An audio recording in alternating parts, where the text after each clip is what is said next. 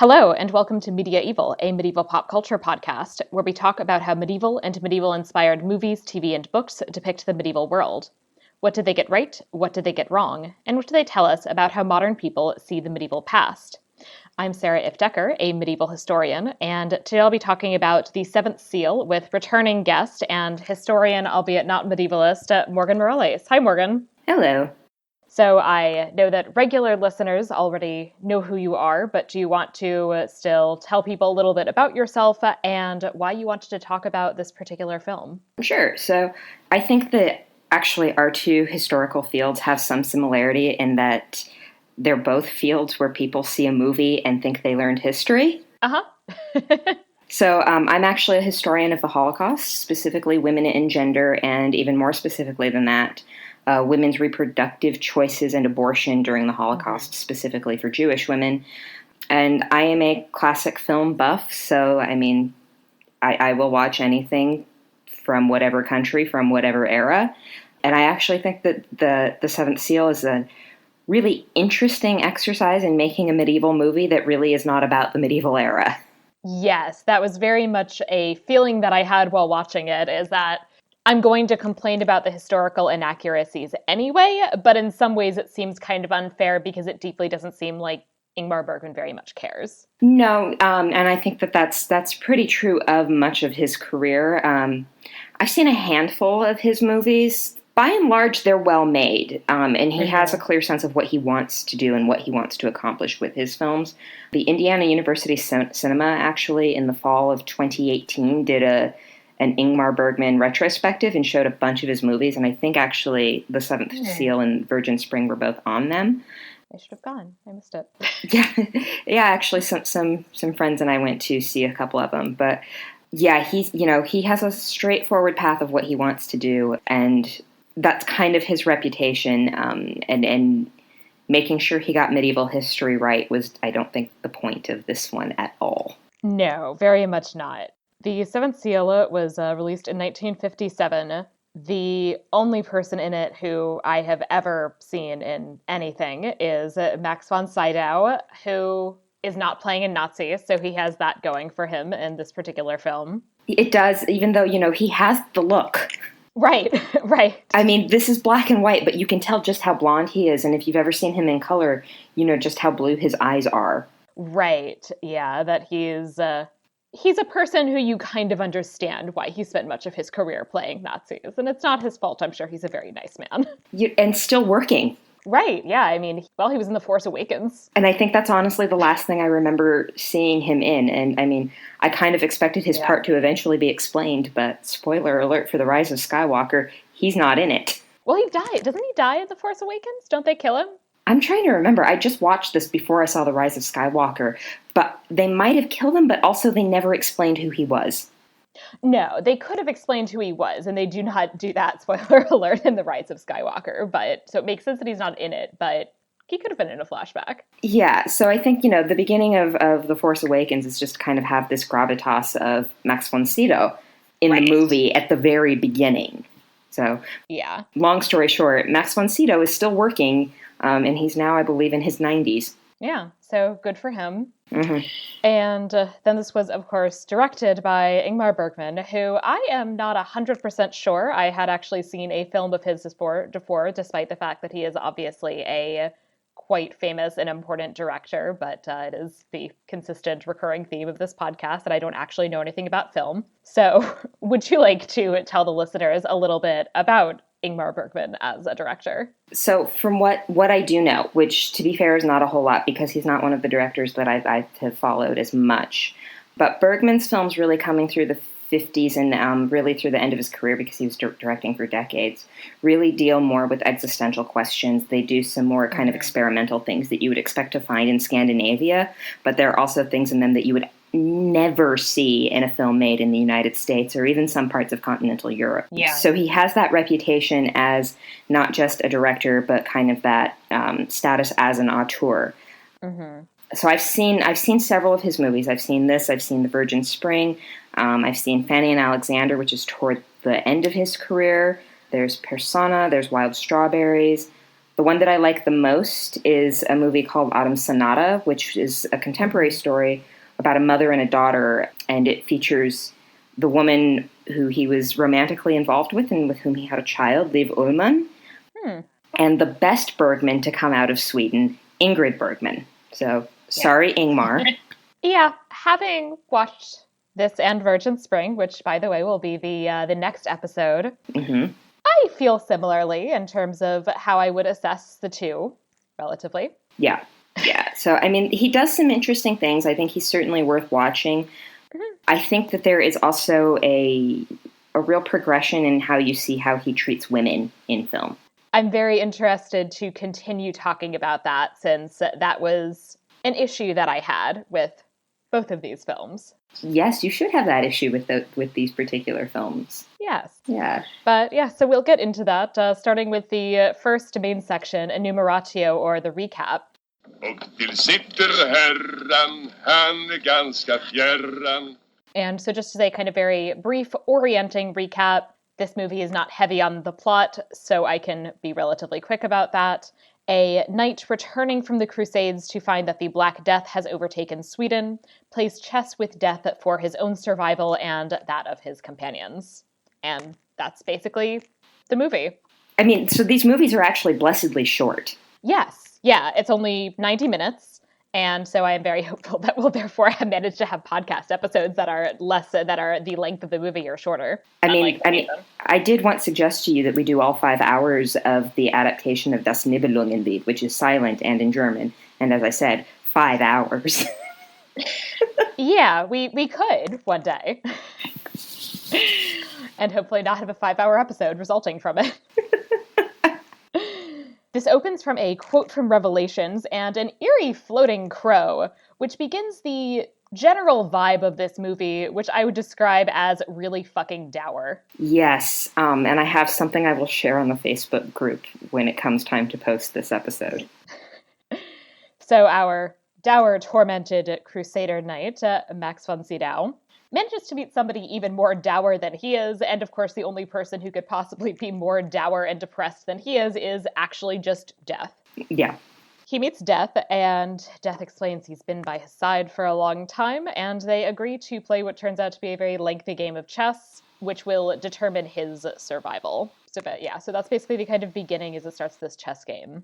We meet a company of actors, and one of them, Joff, it turns out, has visions. And he has this vision, which I swear looking at it, it looked like a woman with a monkey. I guess the monkey was supposed to be a human child. And Jesus. Yes. Specifically, it was supposed to be Mary and the child Jesus. So I guess not a monkey. It had been a while since I had actually watched this movie, and I completely forgot what his line was when he mentions that he has this vision. But so my first thought on seeing, what is supposed to be Mary and Jesus was, yep, just as white as they were in medieval depictions. That's accurate. But then he goes and he tells Mia, his wife, they were brown. Yes, which I thought was so interesting. Yes. And surprising in terms of the awareness necessarily of somebody in mid-20th century Sweden of the fact that they are not in fact white. But yeah, so that was interesting. So the acknowledgement that they were brown, but apparently the only actors available in Sweden to play this were really fucking white. It is Sweden. It is Sweden, yes. So unless they're hiring some outside people. I mean, some Swedes are a little bit more tan than others, but still. Mm-hmm. Yeah. I mean, when they made the Danish Girl 5 years ago, they actually put makeup on Alicia Vikander to make her more white. Oh, God. Even though she is literally the only Scandinavian person in a movie called The Danish Girl. Right. And is also very, very white. Yeah. So. The other thing, by the way, that he mentions in this vision that totally tracks based on medieval depictions is that the Virgin Mary has blue robes, which is quite common in medieval paintings, basically because blue was expensive. And so that was the color most often used in images of the Virgin Mary, that she's typically wearing blue. So I appreciated that detail. Oh, good. Okay. Yeah. This is more accurate than I thought it was going to be. Yeah, there is at least right off the bat one accuracy. Yeah. His wife expresses some concern, basically that everybody hates him because he keeps talking about these visions. And they also discuss their plan to go to the Saints' Feast in Elsinore, which I will talk about the choice of Elsinore a little bit later. Okay. We also meet Antonius's squire Johns, who goes to look at some art in progress being painted in a nearby church. And so he enjoys looking at some skulls and drinks some gin and is having fun with the artist because he's the person in this movie who has fun. He is the one who has fun. I have to say, I love these murals. The murals are very cool. I like them a lot. Yeah. Yeah, when we come to the part of the podcast where we have to make up a movie, I almost considered doing something with the murals, and then I went into a different direction. But the murals are really fantastic. They were very cool, and I very much enjoyed getting to look at those. Mm-hmm. Antonius, which is the knight's name, meanwhile, goes and gives this depressing existential confession to the priest. The priest is very chill about his basically questioning whether God exists. But then it turns out that that's because the whole time it was Death trying to get a leg up on his chess strategy. It figures that Death would cheat. Right? It does make sense. Yeah. Although on the other hand, Death often seems very concerned about people cheating him, so it's a little unfair. Is Death fair? That's true. Death is arguably inherently unfair. Mm-hmm. So, I mean, bit of existentialism to go with the movie. Right. They reflect on their kind of past experiences of the Crusade, which they do not see particularly positively. Johns describes it as being so stupid that only an idealist could have thought it up. I actually really love that line.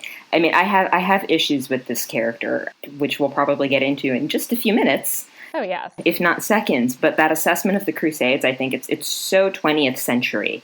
Yes. It's very not medieval. It's extremely 20th century, but it's 20th century in a way that I kind of appreciate in that I find it increasingly frustrating that I've seen so many movies that have this extreme need to interpret the Crusades very, very hypocritically. Mm-hmm.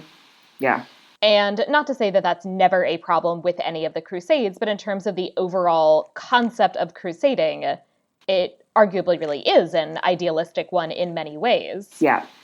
And so I appreciated that acknowledgement in this film. Yeah. If nothing else. They see that there is a woman who's been accused of causing the plague through witchcraft. And then finally, blessed be, Antonius tells Johns to stop singing, which he's been doing periodically. It is not plausible that he has spent 10 years with this person and has not previously told him to stop singing, but that's fine. I mean, he probably has. Also, I mean, who else are they going to blame for causing the plague? Yes, there are other people in real life who might have been accused of causing the plague who most certainly aren't witches, who aren't accused of much of anything in this period. Yeah. That question was rhetorical because you and I are both well aware with what we do of who's being accused of these things. Spoiler alert, everybody, it's the Jews, but I'll be talking a little more about that in the next segment. Johns comes across a man who is stealing jewelry from dead people. So first he's actually discovered by this woman, and obviously he immediately tries to rape her, because it's a movie about the Middle Ages, and you can't have a movie about the Middle Ages without lots and lots of rape. Johns stops him and recalls that he's actually the guy who originally sent them on crusade, and says that he'll attack him or disfigure him if he sees him again. Mm-hmm. Then he informs the woman, who will never have a name, that he deserves a reward for basically not raping her. And so she has to be his housekeeper now, with literally the line, "I could have raped you, but I've grown tired of that kind of love. It grows dull in the end." Which means that he is a serial rapist. Yep, so this is a serial rapist who we're supposed to implicitly, I guess, give a cookie for not raping this woman, which he didn't even do because he thinks rape is wrong. He did because he's bored with it. So I think, if she has to stay with him, if she had to stay with him for any extended period of time, he was definitely going to end up raping her. Yeah, the entire nature of their relationship really bothered me in that it's then portrayed in terms of the physical gestures between the two as though they now have a consensual, romantic, and probably sexual relationship, that they're sort of cuddling with each other. And I find that very disturbing in that the implication is then that, okay, so this man basically threatened to rape her and by virtue of the fact that he didn't bullied her into serving him, and then now she's in this relationship with him, which is portrayed as consensual, but it's very clear that her actual ability to consent in this situation is essentially non-existent. I mean, it's non-existent for a couple of reasons. First of all, she literally cannot vocalize it. Right. But also That's right, she's mute. Yeah, but he's also put her in a position where she's going to feel compelled to do what he says and to serve him because he is inherently threatening. Exactly. In telling her that he will not rape her, that itself is a threat that he could rape her. Yes, and the implication of, well, I don't want to rape you, but you have to come with me and serve as my housekeeper, which is often, in the Middle Ages at least, a quite euphemistic term, very much feels like essentially, I will rape you if you don't consent, which obviously makes consent essentially impossible. Yes. So essentially her only choices are to have sex with him or to leave and run off. And it's clear essentially that she's probably staying with him as a kind of lesser of two evils in that, I don't know, he'll be kind of raping her constantly, but at least he won't murder her. Right. Probably. Right. And so that's not great. No. Jans is a real winner. Yeah. And the fact that Jans ultimately is not, I think, a character who is seen negatively in the context of the film. No, he's not. He really kind of inhabits this really specific kind of masculinity with this bravado. Yes. Like the kind of guy, and this is actually seen, I think, later on in the tavern scene, he's kind of depicted as the guy who you want to go have a beer with. Right, exactly. And so he's supposed to be charming. I think he's supposed to be something of a comic relief character, that he's the only person in this movie who ever says anything that you can sort of mildly enjoy or laugh at, because everybody else in this movie is really fucking dour. Yeah. I mean, but he's dour. He's definitely cynical. Yeah. But there's kind of a lilt to the way he says things. Yeah. And it's, I think, the fact that everybody else in the movie still cares about something. Right. Jans and he no longer does. Yeah, Jans is at this cynical point where he just doesn't care about anything anymore. Yes. And that ends up making him cynical, but in this way that's supposed to be kind of charming and funny. Yeah. So, as the kids say today, he has no fucks to give. Yeah. And, in terms of broadly the portrayal of gender and female characters, it does feel like his casual and less casual misogyny, which is on display throughout the film, mm-hmm. is not necessarily something that you're supposed to be opposed to. Right. Or that's supposed to be at least a deal breaker in terms of whether or not you like this character. It feels really like 1950s American. Right. Not Swedish. I mean, but honestly, I don't know that much about Swedish culture in the 1950s. But it's a very... Nor do I. Yeah. As we've learned with our Ingmar Bergman movies, who knows what the hell's going on in Sweden? Yeah, I certainly don't know what's going on in Sweden, but based on what I've seen thus far, it's not great. I mean, I also saw Midsummer a few months ago, so I'm real unsure about what's going on in Sweden. I actually don't know what's going on in Sweden in the Middle Ages really either, except insofar as I did some research for this, and I certainly have no idea what's going on in Sweden in the 50s, so... Apparently a lot of existentialism. Apparently. Yeah. They see a procession of monks carrying relics and flagellants. Many of the people are very moved, and Antonius is very dour about it.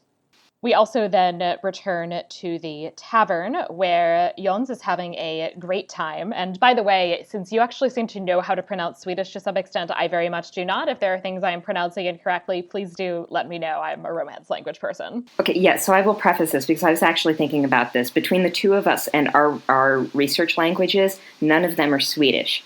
However, two of mine are Germanic. So you're much closer than I am. Yeah, so I'm I can't totally pretend that I can pronounce Swedish, but there are certain letters that I know that should be pronounced. So J's are more like a Y, like they are in German. Okay. And I can pronounce all of the umlauts. Okay. So the actor who is named Joff Yes. I guess? Yof. Okay. Yeah. So Yof is in a tavern and is saved by Jans because I guess so there's this smith who is attacking him because some other actor ran off with his wife. Yes. So all actors are bad. And I'm so amused by this part because I'm wondering if this is how Ingmar Bergman feels about actors. That's a good question.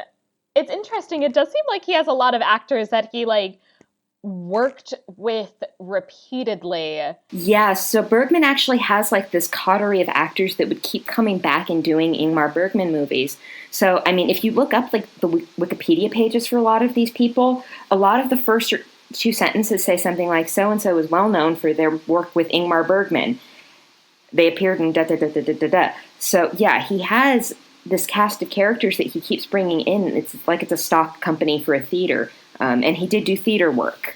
So, but yeah, I mean, Max von Sydow is one of them. We'll see another one when we talk about Virgin Spring.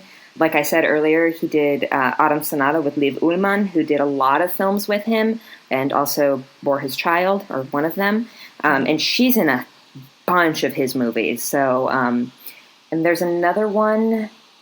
I can't remember who she plays in The Seventh Seal, but Bibi Andersson is in Seventh Seal, and she's also in his film Persona.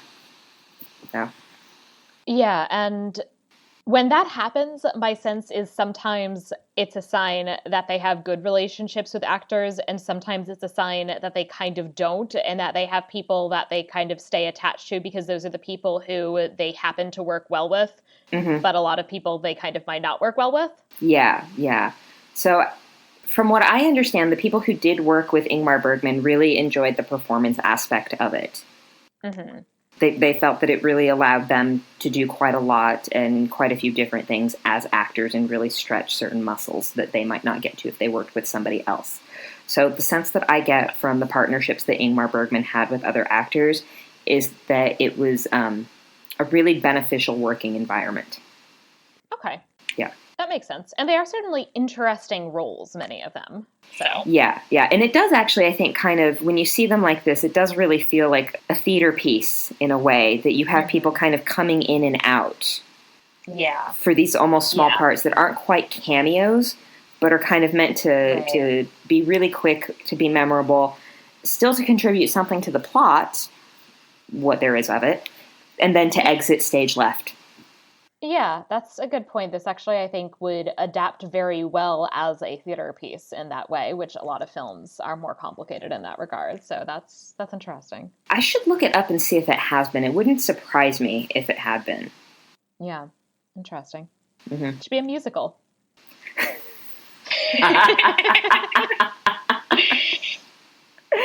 Oh, that would be great.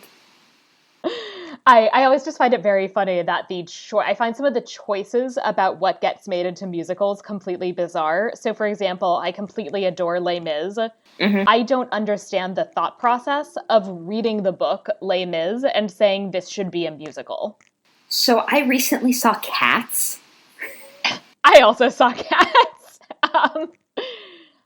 I just don't understand any choices that anyone has ever made in relation to Cats, so. No, and that's so bizarre, but how do you go from reading these T.S. Eliot poems and thinking, I'm going to make a musical about a feline death cult?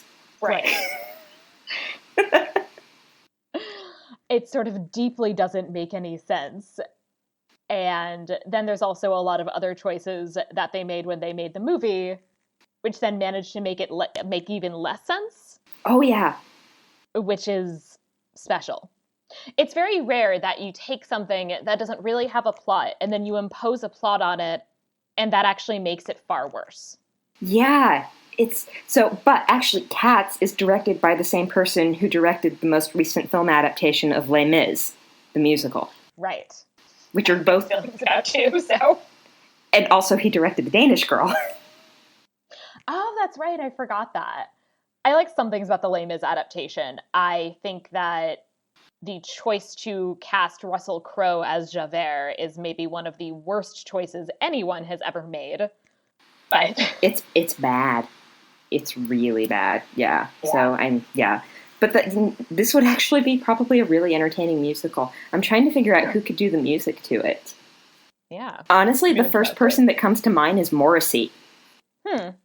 I could see that. Kind of this dour Smiths vibe. But also, Morrissey is a giant racist asshole. Yeah, which I'm not sure we want to lean into, but... Yeah. Yeah. By the way, I saw Cats here in Bloomington, and there was exactly one other person in the theater, and it was this, elderly white lady who came up to me afterwards to say that she doesn't understand why the critics are panning it and thought it was very good, and also that she will see anything Idris Elba is in. I mean, I will also see anything that Idris Elba is in. Yep, me too. But that doesn't mean this was good. I think my friend and I were being so annoying to the people in front of us because right from the beginning, we were not being quiet in how we felt about this movie. And we went to one of those fancy theaters that have buttons for ordering food. And she looked at the button because it's lit up in between the seats, and she asks, "Is that a panic button?"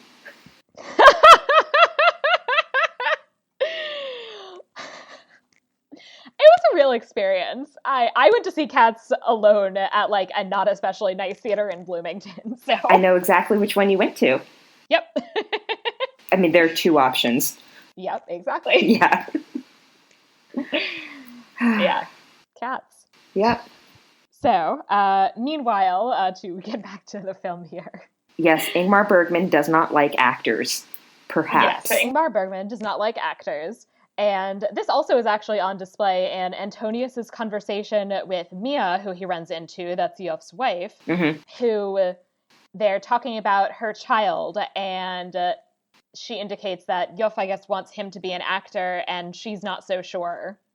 She also then says maybe he'll become a knight, and Antonius sort of looks at her and goes, "That's not much fun either," which was pretty funny and also probably true. Probably true, but also, I mean, what are the chances of that kind of upward mobility? Not very good. It's pretty unlikely that this kid would ever become a knight unless like there are weird circumstances in which potentially he could say if like Antonius had adopted him, essentially. Right. Yeah, that was my guess. Yeah, but short of something like that, he's probably not becoming a knight. Yeah. And I think to some extent my reading of it was that she kind of meant it as a joke, and then he's like being very dour and serious in response. He has one mood. He does. Yeah. He does. And this is his most cheerful, by the way, in the entire movie. It's the most hopeful he looks. Yeah. Like, he's enjoying this wonderful evening in Sweden, which, this is how you know it's summertime in this movie, because evening in Sweden is bright and sunny. Right. Yeah. Right. So he is having a great time. They are chatting about, their futures and the world, and they share some strawberries and milk. Yep. And it's all very nice. And then he invites them. He tells them that they shouldn't go to Elsinore because of the plague, and that instead they should come with him to his house. And he reminisces about his wife and tells us that apparently back in the day he wrote songs to her eyes, to her nose, to her beautiful little ears, which sounds awful. And I will say I will 100% take dour Antonius over Antonius singing about his wife's ears. It's a little, it's like how you might talk about a puppy or a baby. Yeah, which, not shocked. No. Death returns and the chess match slowly continues. Meanwhile, Jons has been chatting with this smith who, after keeping him from killing Yof, and cheers him up with a bunch of misogyny, including the delightful line, "It's hell with women and hell without them, so it's best to kill them while it's still fun." Uh-huh. This is our comic relief character. Yep. Ha ha ha. Yes, I was rolling with laughter. Yes. Mm-hmm. That's great. Yep. They return. Yof is very happy to see Jons because he saved his life. The smith does then eventually find the real actor culprit and his wife, Lisa, to which, when I found out that was her name, immediately just started in my notes uncontrollably, including a lot of jokes from The Room about how she is tearing him apart. So they trade insults for a while, And then eventually Lisa decides that she's going to return to her shit husband. And the actor, who is actually the head of the Uff's theater company, fakes his own death by suicide to get out of this whole situation. But then the joke's on him because Death shows up and makes him die for real. which is actually the only funny part in the movie. That was pretty funny. But especially because he's all like, but I have my performance. And then Death just goes, yep, canceled on account of death. Yeah. And it's it's also such a lame death. Mm-hmm. Right, he climbs up in a tree and then Death cuts the trunk of the tree. It's almost cartoonish. Right, no, it's very ridiculous. And I kind of wonder if it's gratuitously insulting actors. Yep. I think it might be. Otherwise, I'm not sure what the point of it is. I guess you can't cheat death? I don't know. Or Ingmar Bergman doesn't like actors. Right, or just the, capriciousness and randomness of life. Mm-hmm, yeah. And death is around the corner at every moment. Yeah. So cheery. Antonius and Dions are now traveling with the remnants of the theater company, so Euphemia and their child, as well as, of course, the random woman that Jons has bullied into sleeping with him, and then completely inexplicably, the smith, who I assume has a life and a job, and his wife Lisa are also going with them. Mm-hmm. Did you understand why? I think that it's to avoid the plague. Okay. I think I think that everyone going to Antonius Block's castle is going specifically to avoid the plague. Okay. Yeah. It doesn't turn out well for them, but it's certainly an idea. Well, best laid plans. Yeah. Yeah. They run across the group who is escorting the accused witch to her execution, and Antonius chats with said accused witch for a bit. And then Death appears, because he was behind it all along, because Death is behind everything. Yep. And Antonius is very grumpy about it. Well, naturally. Fair. Yeah. He also gives the witch the accused witch a drug so she will not feel pain, which is very nice. And of course, we're calling her the accused witch because she, like some other women in this movie, does not have a name. No.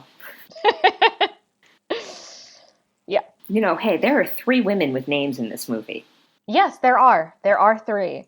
And spoiler, this movie does in fact pass the ifft test. I thought of that. By a hair. Wait, does his wife get a name? I don't remember if Antonius Block's wife has a name.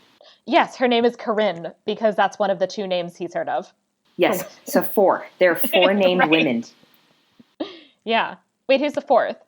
It's Mia, Lisa, and Corinne. Who's the... No, you're right, it's 3. Okay. Yeah. Yeah. But 3 is not bad. I'll give Bergman that much. Yeah, it's not horrible. Yeah. No. Many films I've covered have fewer than 3 named women. So. I saw a movie yesterday that took place in the modern era, and it only had 1 named woman in it. Right. Yep. Yeah. Unsurprisingly, it was a Guy Ritchie movie. Yeah. Yes, Guy Ritchie is in my special Hall of Fame for movies that hate women. Yep. Yeah. They run across the thief from before who tried to rape that woman, and I guess he has plague now. So he yells for a while and talks about his fear of death. And another thing that I'm really annoyed by is that specifically the person who keeps trying to help him is the woman who he almost raped. Why are you trying to help this person? Right, but it's that kind of archetype of the pure woman who is always compassionate, even to people who don't deserve it, even to people who have wronged them. I'm not fond of it. Oh no, it's dumb as shit. It's terrible, but it does exist. Yeah. Yeah, so I didn't like that particular choice. And Jons just keeps talking about how nothing matters, which is clearly not just about the dying guy, but about how everyone in this movie is deeply, deeply depressed. Yeah. And also probably Ingmar Bergman is deeply, deeply depressed. Yeah, I think that has a lot to do with post-World War II existentialism and cynicism. I am more familiar with it on the actual continent rather than in Scandinavia. I also would be curious to find out a little bit more of it based on Sweden's status as a neutral nation during the Second World War. Though, of course, no nation was entirely neutral. Hi, Ophi. So she also has some thoughts about Sweden's neutrality in the Second World War. Yes. Yeah. Yes, you do. What do you think about Swedish neutrality? Huh? Good girl. So they're certainly not facing the kind of armed conflict that you would find and the destruction that you would find, say, in Germany, say, even in London with the Blitz. But obviously, because every country was touched by that war. Right. Sweden, it's a little trickier. They did accept a decent amount of Jewish refugees, especially coming from Denmark. But then again, there's also some business interests that they were still okay with in terms of doing business with German outfits. And Sweden had its own active Nazi party. Lovely. Yeah. Just lovely. So, but yeah. So well, they are very blonde. Yeah. They were. So, I mean, they fit, aesthetically, they fit a profile. Yeah. Yeah. Sorry, Sweden. Yeah. Sorry, Swedes.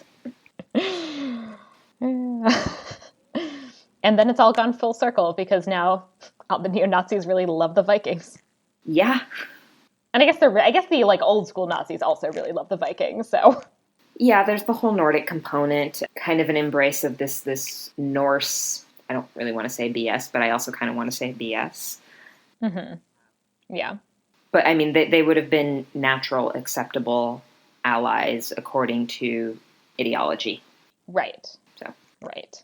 Antonius continues his chess game, meanwhile, and Yolf, because he sees things, sees the chess game and is not pleased at the fact that their buddy is playing chess with death and realizes that this is not going to go well. And so he manages to talk his wife into leaving, and so they, with their child, leave. Antonius, I'm pretty sure, notices them leaving and actually is deliberately trying to make sure Death doesn't see. Yeah. He's very nice. He is. He's letting them escape. Yeah, that's the most heartwarming part of this movie, is that Antonius, seems to have really decided he cares for these people and wants to help them escape.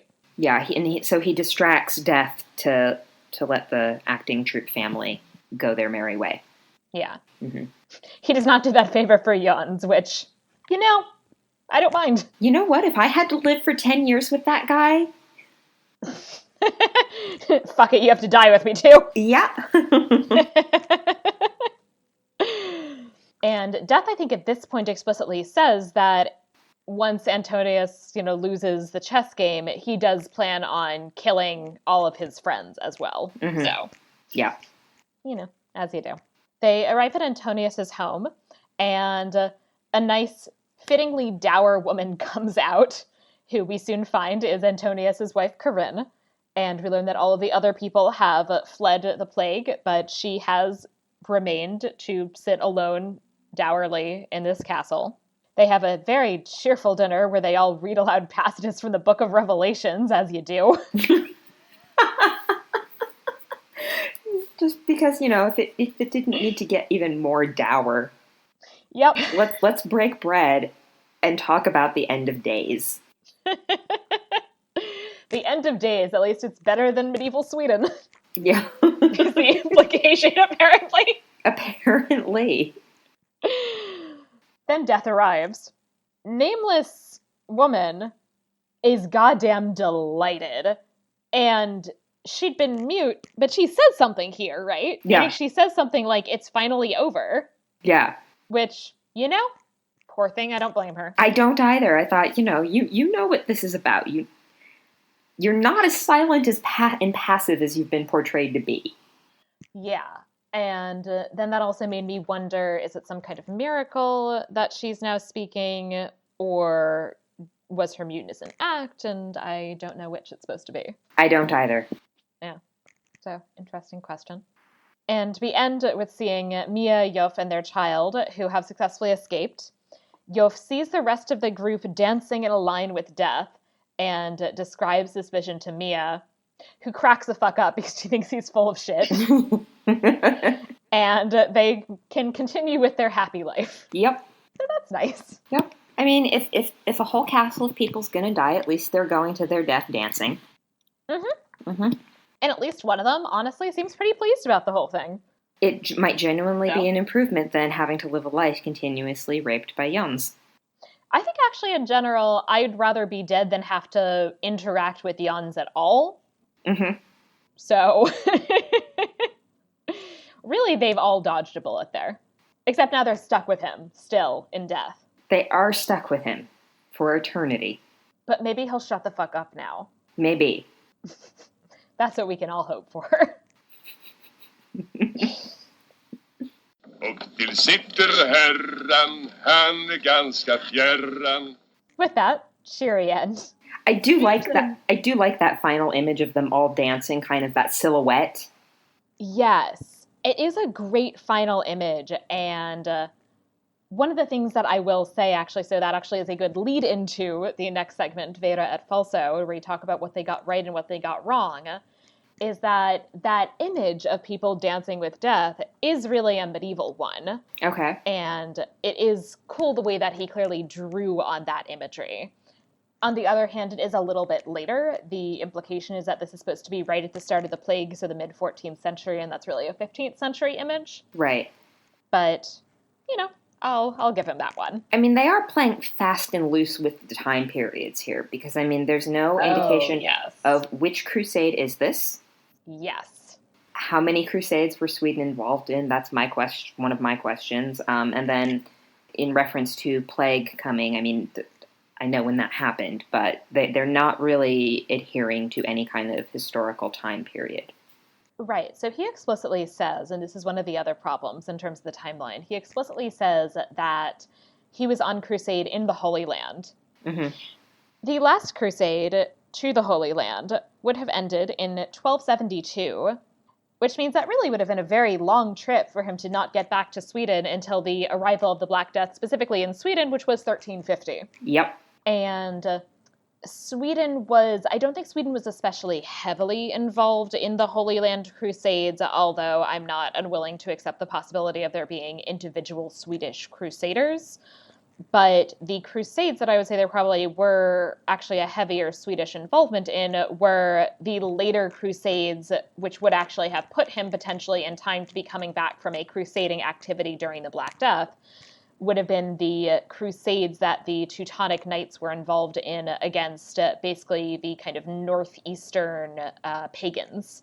And so it would have made sense for him to be, say, on crusade in Lithuania.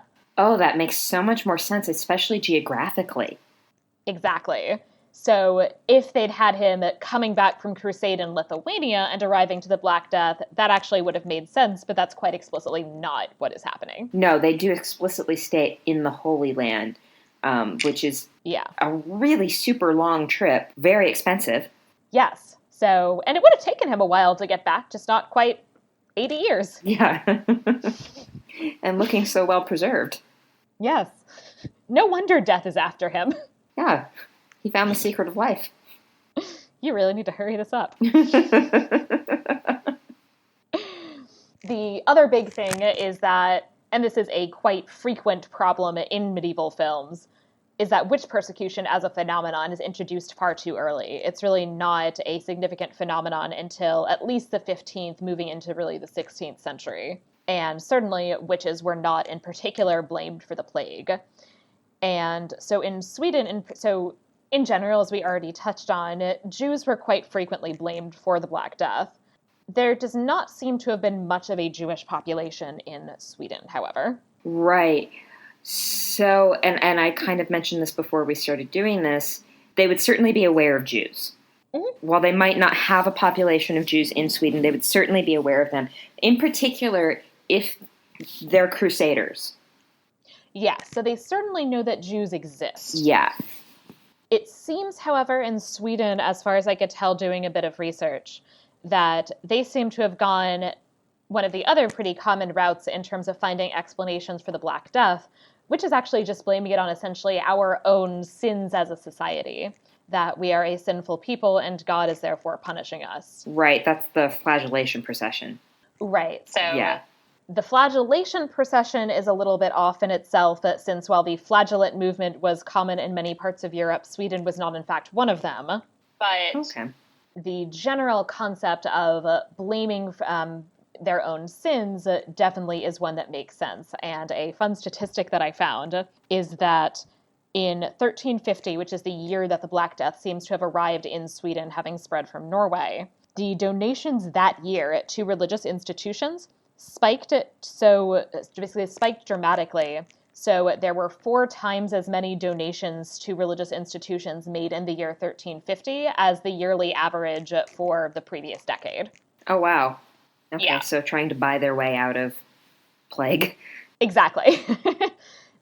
Maybe we can buy our way in general out of plague. Maybe at least, we can buy my way out of plague, or make sure that if I do die of plague, I at least can get to heaven faster. And so there seems to be very much a kind of awareness of their own sinfulness. The blaming themselves is probably better than blaming women in general and Jews in general. Yeah, so... It seems the least harmful.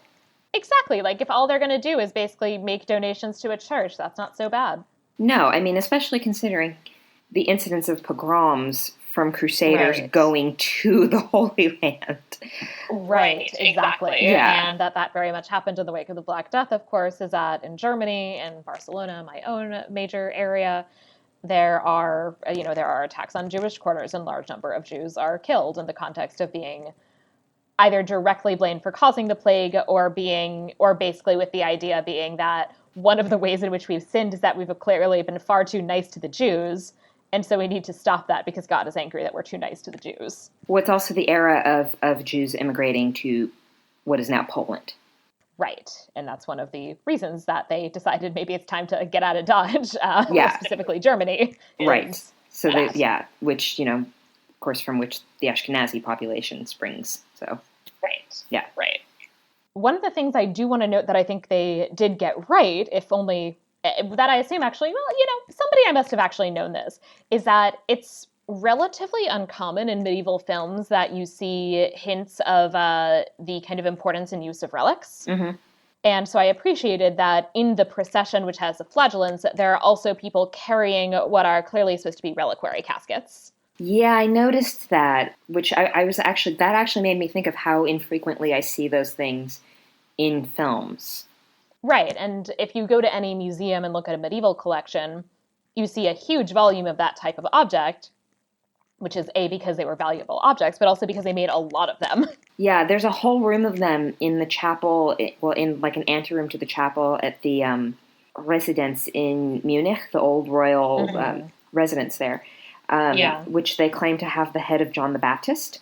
Everyone claimed to have the head of John the Baptist. Yeah, and I say yes, and I do say claim because, I mean, I looked at this thing and I'm looking and I'm thinking, is it though?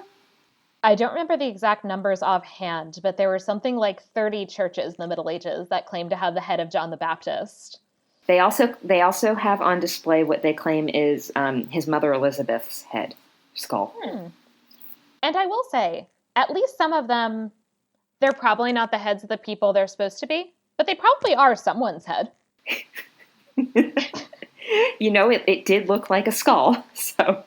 Yeah, no, it's almost certainly is somebody's head. It might have been the head of some German man who died in the year 900, or say, whenever exactly the relic ended up showing up.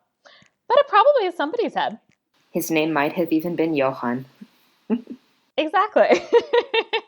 It's actually a big joke. They're like, oh, this is Johann said. And there's actually a great story from Cologne that at some point they found this mass grave, which they then interpreted as and built a chapel around this as being the remains of a woman named Saint Ursula and her companions, who were allegedly 11,000 virgins. And so then there's this whole reliquary chapel in which they literally have decorations with bones that they found in this mass grave. But a number of scholars have looked at some of these bones and have determined at least some of the skeletons and other bones that they can clearly determine belong to men, and some of them they can also clearly determine belonged to large dogs.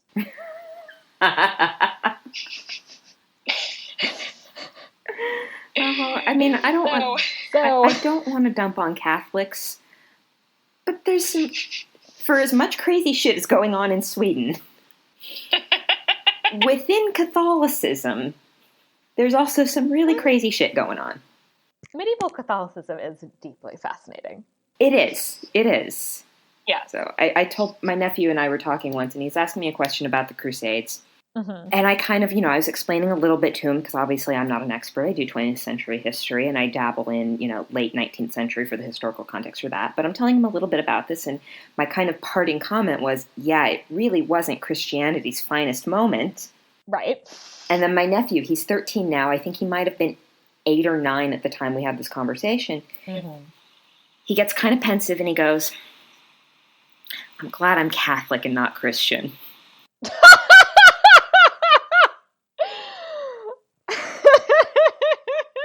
And I thought, he's a kid. We're going to have this conversation later. But this is a conversation we should probably have. It's great because I usually see Protestants making that mistake. Right? That they don't think Catholics are Christians. But in his defense, he was 8 or 9 years old. Right. Yeah. So I get it. I've had college students who don't know that Catholics are Christians. Yikes. So. Yeah, so maybe I'll get him a book about the Crusades for his next birthday. Yeah. Yeah. Something that flat out mentions the popes. Yep. Learn something about his faith. Yeah. Not that the Protestants are better, but... No, they burned some people too. Yeah. So. There were a couple other things that I did, in fact, appreciate that, whether on purpose or accidentally, they got right. In particular, the use of chess and the motif of playing death with chess, that playing chess with death. That is a medieval motif, and chess in particular was a popular game among elites, at least in the medieval world, having been brought over via the Islamic world into Europe in about the 13th century. And so, good job on that, on the chess. Yeah, that's one thing so I did actually know that chess has a much longer history than before whatever time period this movie's trying to take place in. Yeah, and from even just from the European side, there's actually an entire manual produced or commissioned by Alfonso X of Castile that is basically about chess, and that has a bunch of painting of illuminations of people playing chess, which is really interesting, especially because a lot of them are clearly interfaith interactions. So it's a Muslim and Christian playing chess together. Oh, that's interesting. Yeah. Yeah. So chess was a thing. Yep. Okay. So, good job there. Mm-hmm. And the other thing is, I don't know if they did this deliberately exactly, if Bergman did this deliberately exactly, but there is a persistent myth about the medieval world that people didn't actually love or care about their children because this is kind of going back to Felipe Arias as the person who is particularly responsible for this claim, that essentially people didn't love their children because a lot of them died young. So why get infant attacked? Mortality rates. Yeah, so you basically just as a, I guess, prophylactic against being sad, just didn't love your children? I don't think that's how that works. No, it isn't. I don't have kids, but I don't think that's how that works. No, it seems to not be. And there's a great book by a scholar named Barbara Hannawalt writing on medieval England, which is a little bit morbid because her main sources are, in fact, coronary rolls. But the point of the book is ultimately that medieval people did indeed love and care about their children. It's a lot of, and we know this because we got to hear how the mother reacted when her child drowned in the salt pans one day, which we have in these coronary records that she's looking at. So there's a certain amount of morbidity there, but there is certainly a sense that people are increasingly acknowledging and that scholars of medieval childhood are emphasizing that people did in fact care about their children. So I appreciate the emphasis on Yof and Mia, playing with and loving their child. In this film. Do. They clearly love their son. And that's actually, that I wasn't really expecting that, but there is a lot of attentiveness toward their son. Mm-hmm. Yeah. And a real investment because, it's her conversation with Antonius about her son's future is not the first time that she has discussed his future. Right. It's made clear that she and Yof have talked about this before and that she knows what his opinion is and that she doesn't necessarily share it. So these are clearly conversations that they're having about their child. Yeah. And I actually I really like that. Yeah, I do. I like that aspect of the movie as well. Yeah. So some things that they did well. Mm. A couple other quick things I want to mention that they did not do so well at. Art historically, the murals are fantastic. They, like this image of the Dance with Death, are, however, stylistically look a lot more 15th century than 14th to me. Okay. So, they're very nice and they are medieval, but, our timelines are a little bit fuzzy here. They are, yeah. It's also, I think it's that idea that the medieval era is one thing. Throughout an entire handful of centuries, it's always one thing. Right, and that's not that uncommon of a problem, the idea of this kind of monolithic Middle Ages, and if something is characteristic of the Middle Ages, then it's fair game for this movie that takes place at some indeterminate time in the Middle Ages. And also in terms of geographic places.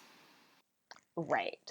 So hence the inclusion of the flagellants, which are a medieval phenomenon. They're a phenomenon from approximately this time period, but not one that is actually found in Sweden. Right. The inclusion of Elsinore is also one that demonstrates something of a confusion of timelines. Elsinore is, of course, best known as being a place in Denmark from Hamlet. In terms of the exact geographic location, Denmark and Sweden, they're at various times under the same ruler. Elsinore is actually very close to the Swedish border. And so it's not out of the realm of possibility that people who are an acting company who mostly are in Sweden would decide to go to Elsinore for a festival. And it's a quick trip, too. So I've actually been to Kronborg, which is the castle that is supposedly Hamlet's castle. Right. And actually from the window at Kronborg, you can see, which is in Denmark, right outside of Copenhagen, you can see Malmö, Sweden. So people there can see Sweden from their house? That is exactly the joke that I made when I was there, yes.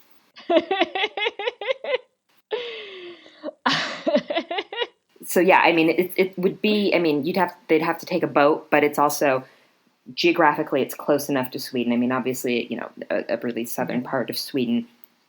And then, I think it's northern, eastern part of Denmark, but also Denmark is so tiny that whatever. Right. Yeah. Yeah, so location-wise, it doesn't not make sense that they go to Elsinore, but time-wise, it doesn't make a ton of sense, since Elsinore seems to have existed, but really been basically a kind of nothing small town until about the 1420s, which that's when the castle was built, and is also when the same ruler, Eric VII, I believe, both built the castle and also seems to have really emphasized building up Elsinore, or what is it called in Helsingør, really emphasized building it up as a kind of economic center as well. It's unlikely that anybody would have really gone out of their way to go to Elsinore in 1350. And if it's just building up, I don't think there would also be the population that would, want an acting troupe visiting.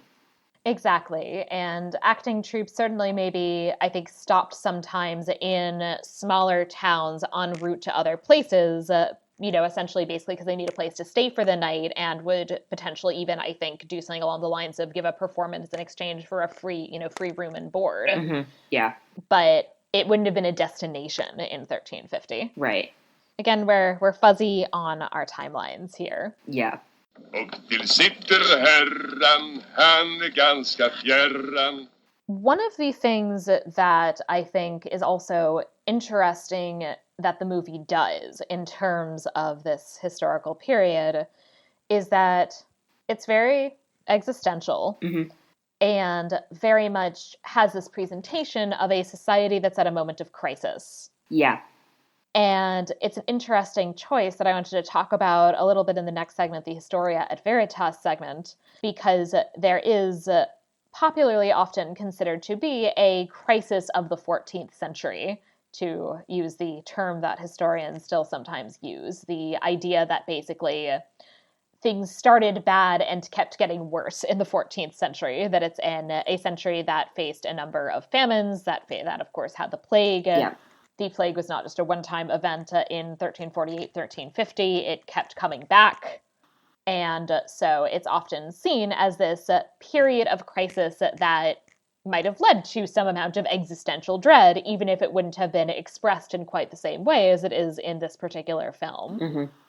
It is worth noting, however, that while I think the idea of the 14th century as a moment of crisis wouldn't have been something that really was being questioned in the 1950s, it's something that scholars are trying to think about now in a somewhat more complicated way.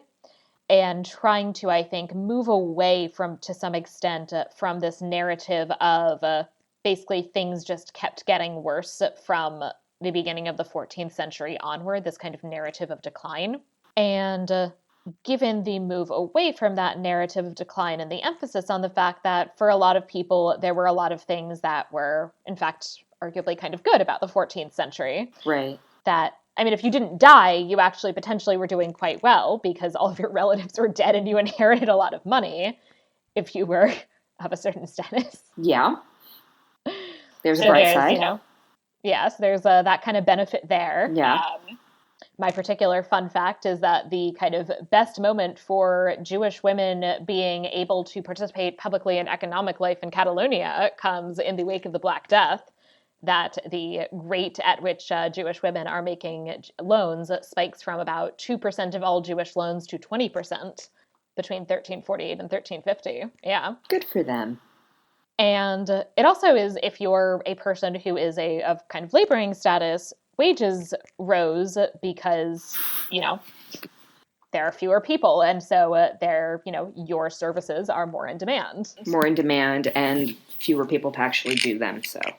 Right. Yeah. And while the kind of Malthusian narrative has also, I would say, the kind of this sort of had to happen because of overpopulation, that narrative has also been very much questioned.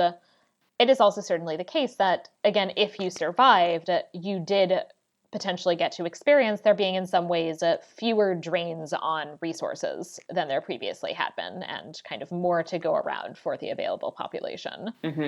And, it's also very much a moment in some ways of cultural efflorescence. We have a lot of great art being produced in the 14th century. I just got to see the Arena Chapel in Padua, which is Giotto, who is a 14th century Italian artist. I can't say much about Sweden, but... No, but a lot of the art at, which museum is it? One of the Pinakothek museums in Munich, and I'm mentioning Munich because I spent 5 weeks there this past summer. But one of them, their art section actually begins in the 14th century. Right. And with this flourishing and really beautiful works. And actually, I think I mentioned to you when I was there, the depictions of medieval women with boobs in the wrong places. Uh-huh. And artists who had clearly never seen a baby. Yep, the artistic efflorescence did not encompass knowing where boobs are located. Uh-huh. Or what children look like. Yep. And maybe not the best way to honor the baby Jesus by painting him looking like a 60-year-old angry man. That's semi-deliberate, I will say, in that Jesus is special, so he's supposed to have been basically born fully formed. Okay. According to some kind of theological treatments. But, I mean, the art from that era, there's a lot going on there. There's some really gorgeous depictions happening. There's really great uses of color. You kind of see, changes in perspective. Right. With painting. So it's not staid. It's not this stagnant era of darkness. There's a lot going on to celebrate, actually, in terms of artwork. Yeah, absolutely. It's also a really important period for literature. A number of the figures that are the kind of best known figures in medieval literature, so Chaucer, for example, are 14th century as well. Yeah. So it is very much this period that is one of cultural efflorescence, even if it's also one that is marked by some amount of crisis and challenge. Mm-hmm. I think it is questionable whether people would have had quite the same amount of existential dread in the real 14th century as they had in this movie, but I also think that to some extent it is a period that, based on some of the historiography at least, made sense as a period to set a film where people are so overcome with this existential dread. Right. And they certainly wouldn't have spoken about it within the same language. That's part of the anachronism. But I think that that's also part of the appeal for Bergman of really applying these 20th century concepts and these concepts that are in that particular moment of the 1950s, of these questions of what the hell is life, what the hell is death, what the hell are we doing here? Right. And putting them in an era where he is assuming that there is this kind of existential dread, even if they're not using the exact same terms.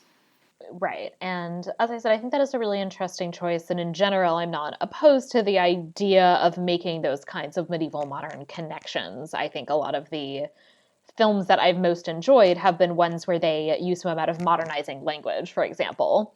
So A Knight's Tale, A Little Hours, that they do the opposite in some ways, that they kind of make use of modernizing language to emphasize the joyousness and humor of the medieval world. Yeah, very but much. make that more accessible by using a familiar modern language. Mm-hmm. And so Bergman's really doing the opposite, although interestingly, actually depicting a similar time period. Yeah. To both of those films. They're actually all 14th century films. Mm-hmm. But I think that concept is one that is, I think in some ways, one of the better ways to make a medieval movie, even if it's not accurate exactly to the time period. Yeah, I agree. And I think the two examples that you mentioned are really strong examples of that. A Knight's Tale and Little Hours are both hugely enjoyable movies. Yeah. And also they're very aware of what they're trying to do. Yeah.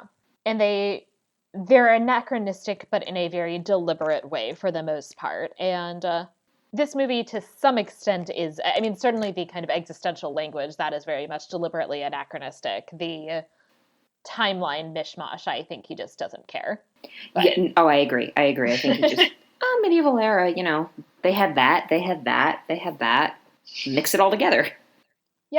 Yep. Just a fun medieval mashup. Fun little Swedish meatball of a movie.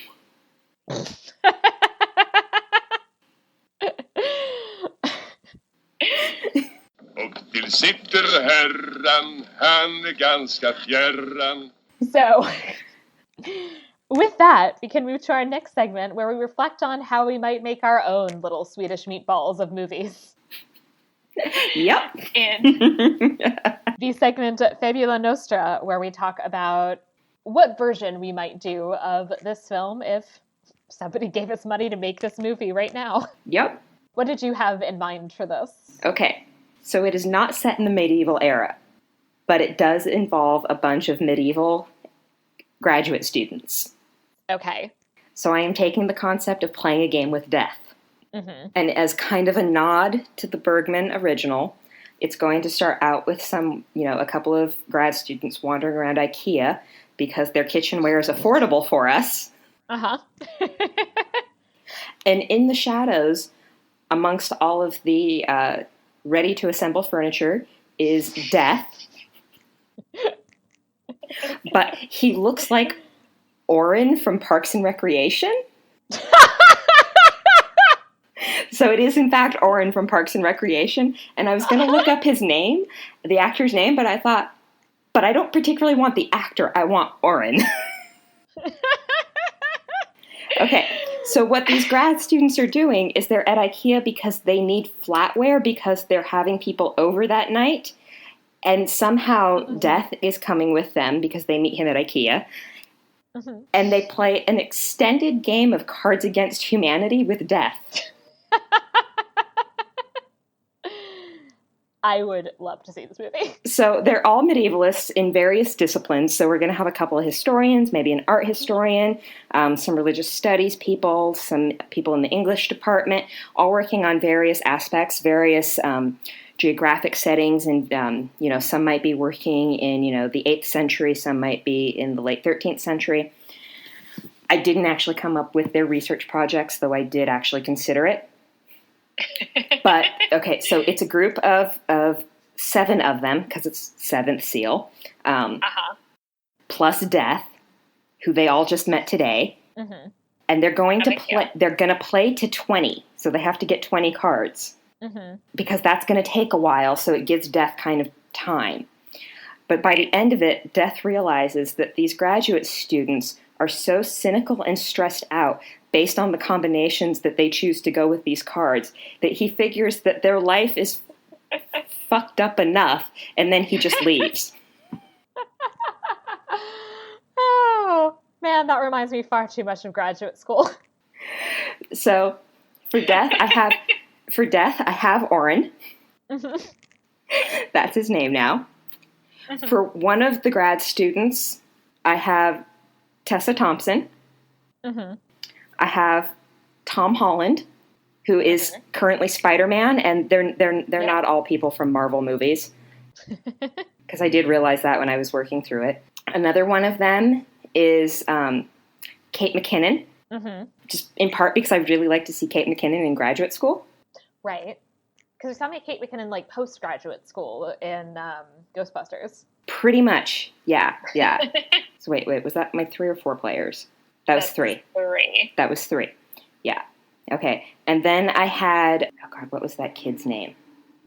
Oh, so there's an actress named Holly Taylor who was on The Americans with Kerry Russell and Matthew Rhys. It's a story about the Soviet Union.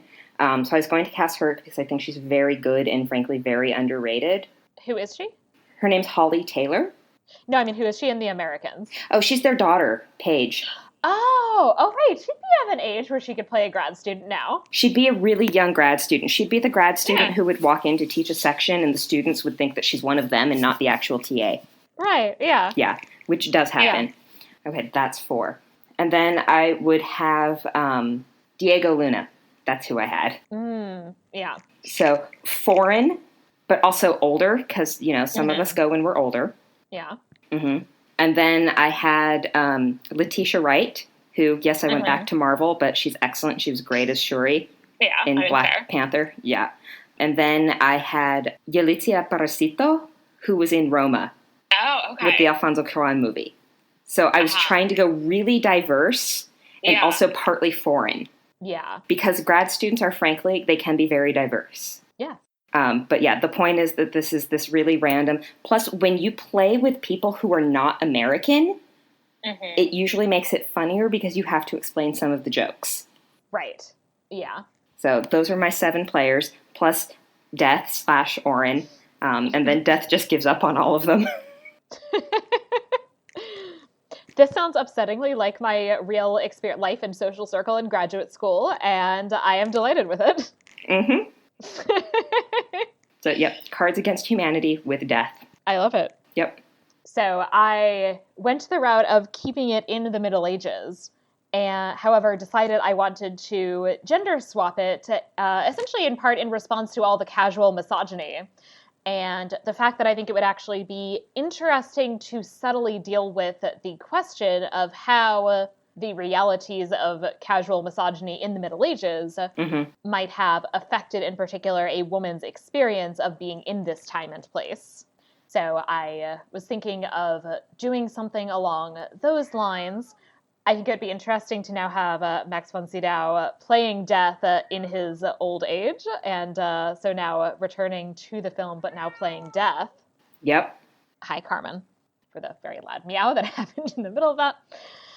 And then my idea for our person who would be then playing this chess game with Death and interacting with Death is Florence Pugh, because she has a lot of experience now with eerie shit in Sweden. Did you see Midsommar? I did.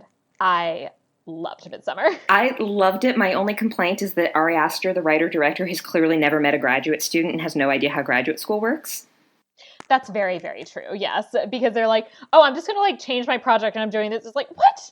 Like, no, you can't get accepted to a PhD program unless you actually have a solid idea to begin with. Right. That doesn't mean it might not change, but you have to know what you're going to do going in, or at least be really good at faking it. Right, exactly. The extent to which people are just, like, fucking around and don't actually seem to have any goals or awareness of what they're doing is so ridiculous. there's Christian who just decides, I'm going to write my thesis on this Swedish death cult thing. Well, and so does the other character, too. I mean, it's not like he came there, I don't remember the name of the character, but the one who plays Chidi in The Good Place. Yeah, I was just going to say William Jackson Harper from The Good Place. But also, he's intellectually dishonest because they tell him don't go look at that book, and then he does it anyway. Right. And so, like, his dissertation is going to be, like, a disaster. Like, all of them, actually, like, or both of them, their dissertations are going to be completely wrecked because, like, I mean, I don't have to deal with this stuff because I study dead people, but you have to fill out so many forms if you study not dead people that they are going to be like, have to like overtly lie on or like their projects cannot get ERB approval. Like that's what it's called, right? ERB? Yeah, it's ERB. So I've had to look into that just in case I have to talk to any Holocaust survivors or their children at some point. And you cannot interview a living person unless you fill out this form and you do it with some kind of, not some kind, but you have to do it with absolute integrity. So the way they go about this is frankly kind of infuriating. But like you, I actually loved the movie. Yeah, so I really loved the movie. I really loved Florence Pugh. Florence Pugh has been, so the past few years that she's actually been doing movies, she's been great. The first thing I saw her in was this movie called Lady Macbeth, which was described as Wuthering Heights, but if Alfred Hitchcock did it. Huh. And that was actually a really accurate description of the movie, and she is fantastic. I'm actually really pleased she got nominated for an Oscar this year. I am too, and I thought she was great in Little Women, even though I still hate Amy. No, but I think that this adaptation did a lot better with Amy than any of the other previous ones. I think so too. It made her more relatable, even if I still didn't like her. Yeah. Yeah, she at least seemed understandable. Yeah, Florence Pugh is great, and I think that she has, so earlier we were talking about kind of the gravitas of Max von Sydow, and though we were talking about it in terms of Star Wars, but he's got this kind of gravitas and this presence, and you do actually see it in this earlier movie as Antonius Bloch, and I think that she actually has the charisma to pull that off, to actually go not just face-to-face with death, but face-to-face with death played by Max von Sydow. Exactly. Yeah, that was one of the things that most impressed me about Midsommar is that she really has that gravitas, but as well she simultaneously has gravitas, but also the way she plays deep, intense emotions feels so both relatable and cathartic, and that you can connect with her in that way, but it doesn't diminish her gravitas at all. And I think because of that, she'd be a really fantastic fit for the role. Yeah. So I would watch it. Yeah. I would definitely watch your movie. I am very excited to tell all of my friends from grad school about this. I will say, this is inspired by the fact that about 2 weeks ago I played Cards Against Humanity with my colleagues from grad school. I definitely did that in grad school some. Oh, yeah. Yep. Och till sitter herran, han är ganska fjärran. So we now come to the time where we rate this movie on a scale from 1 to 5, 1 being the worst, based on whatever criteria we want. I personally went back and forth on this a lot. It clearly is a great film. Yeah. I'm very bothered by the portrayal of women, and I am also very frustrated by the historical mishmashness. It's a not uncommon problem, but it's one that really irritates me. That I don't understand to some extent why you can't do a kind of basic, let me figure out the fact that I can't have somebody on the way home from the Crusades in the Holy Land arriving in time for the Black Death. That is just a pet peeve of mine that I've seen more than once. Also, I mean, it just drives me insane. It is an easy problem to avoid. Right. Because historians are not hard to find. We're not, no. And if you paid us, honestly, probably not that much money, we would consult. Yeah. I'm just going to go ahead and put that out there. People making medieval movies, you wouldn't have to pay me that much money in the grand scheme of what your budget is to get me to consult on your movie and tell you when something makes no sense. Oh, Julia Regal and I have talked about this. About how someday someone should pay us to consult on a Holocaust movie. Yes, they should. Because, I mean, help is needed. Yes. And so that just bothers me so much. I think ultimately, this is a medieval history podcast with a feminist lens, not a film podcast. I'm going for a 2.5 out of 5. Okay. So I like Ingmar Bergman as a director. I think that there are certainly certain problems. There are certainly really misogynistic problems, and it's not misogynism done as, let me show you how bad it is to tell you how bad it is. Right. Which is, I mean, something that Mad Men actually did successfully when it was talking about era-appropriate misogyny.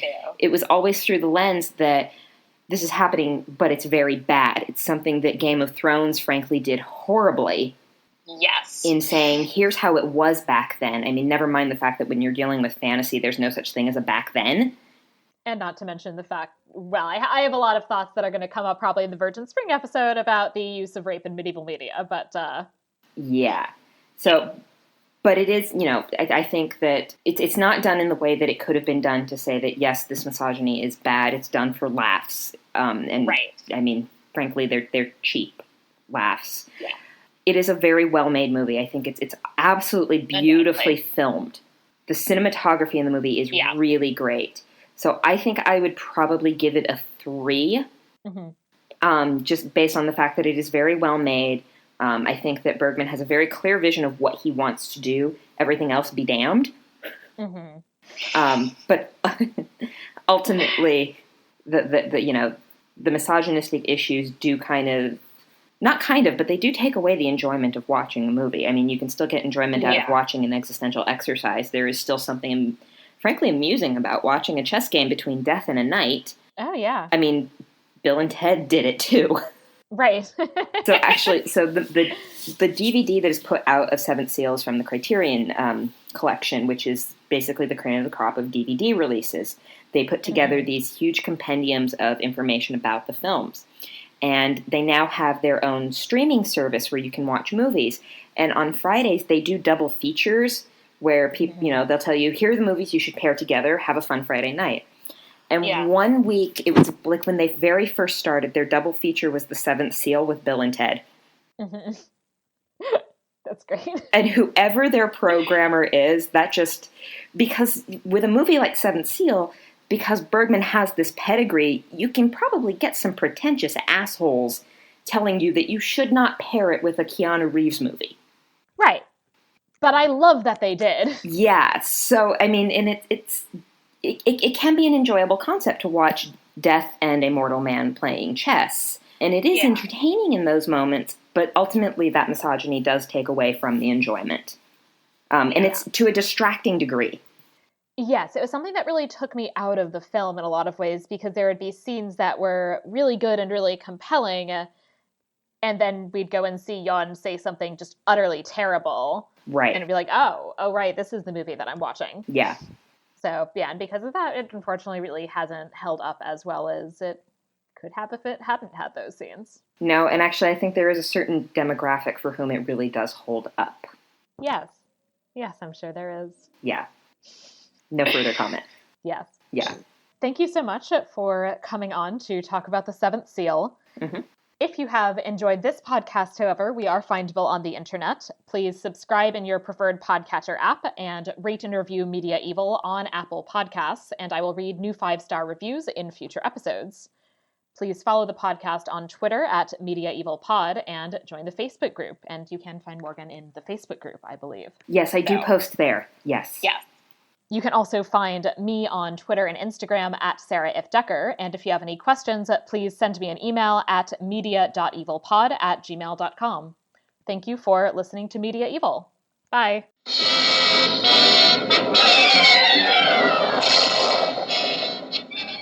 Pesten, den svarta döden, hemsökte Europa vid mitten av 1300-talet.